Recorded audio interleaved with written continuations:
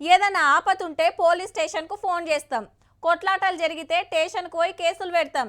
ఆటోళ్ళని ఈటోళ్ళని కూసబెట్టి మాట్లాడి పంచాయతీ తశ్వ చేసి పంపిస్తారు. ఫోన్లు పోయినా బండ్లు కొట్టేసినా ఇంట్లో దొంగలు పడ్డా స్టేషన్కు పోయి కంప్లైంట్ రాసి రావాల్సిందే. కామన్ మ్యాన్ కాంచెల్లి కదరున్న లీడర్ల దాకా ఏదో ఒక టైంలో స్టేషన్కు పోయి అక్కర వస్తుంటుంది. అయితే అబ్బెరకొండో చిరుతపులి చిన్నగా లోపటికి పోతాంది.